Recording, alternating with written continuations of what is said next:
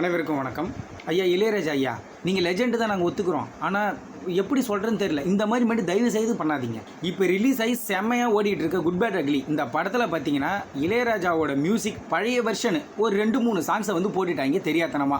ஆக்சுவலாக இவங்க பர்மிஷன் வாங்காமல் தான் போடலை. யாருக்கிட்ட இந்த பர்மிஷன் வாங்கணுமோ அது அவங்கள்ட்ட கரெக்டான ஒரு முறையில் வாங்கிட்டு தான் அந்த பாட்டை போட்டிருக்காங்க. ஆனால் இவர் என்ன பண்ணிட்டாரு, திடீர்னு ஒரு குண்டு தூக்கி போடுறாரு. 5 கோடி வேணும்னு கேட்குறாரு. அந்த 3 சாங் போட்டதுக்கு 5 கோடி வேணுமா? அந்த படத்தில் மியூசிக் போட்ட ஜிவி பிரகாஷுக்கே 4 கோடி தான் சம்பளம் சொல்கிறாங்க. ஆனால் இவர் அந்த 3 பழைய பாட்டுக்கு 5 கோடி கேட்குறாப்புல. இது அநியாயமாக தெரில. எங்களுக்கெல்லாம் என்ன ஒரு டவுட்டுன்னா, அந்த பாட்டு நீங்கள் போட்டதுக்கு உங்களுக்கு தான் சம்பளம் கொடுத்துருப்பாங்கல்ல, அப்போ அந்த பாட்டு உங்களுக்கு சொந்தமே கிடையாது.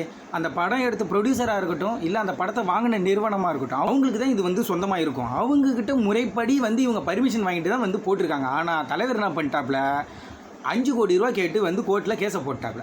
இவங்க தரப்புலேருந்து அவருக்கு பதில் லெட்டர் போட்டுட்டாங்க. இது நாங்கள் உரிமை கரெக்டாக நாங்கள் பர்மிஷனோட தான் வாங்கி போட்டோம், இது உங்களுக்கு நாங்கள் தரணுன்ற அவசியம் இல்லைன்ற மாதிரி சொல்லிட்டாங்க.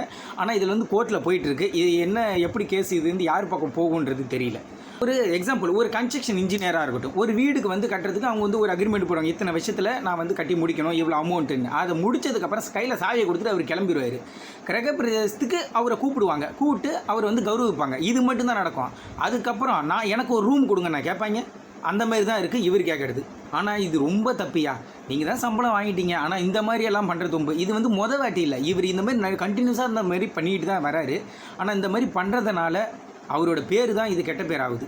வளர்ந்து வர்றவங்களுக்கு தொந்தரவு பண்ணாதீங்க. இது ரொம்ப தப்பு.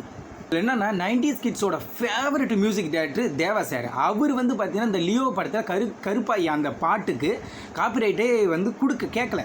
அது ஏன்னு அவரை கேட்கும்போது அவர் என்ன சொல்கிறாரு, இல்லை என்னோட காசு எனக்கு முக்கியம் இல்லை, என்னுடைய பாட்டு இப்போ கூட ட்ரெண்ட் ஆகுது இல்லை, இந்த புகழ் தான் எனக்கு வேணும்னு பெருந்தன்மையாக அவர் சொல்கிறாரு. அவர் எங்கே இவர் எங்கே? தயவு செய்து இதுக்கப்புறம் இந்த மாதிரி பண்ணாதீங்க. இதோ ஃபஸ்ட் அண்ட் லாஸ்ட்டாக இருக்கட்டும். இந்த மாதிரி நீங்கள் பண்ணி உங்கள் லெவலை நீங்களே குறைச்சிக்கிறீங்க. நன்றி.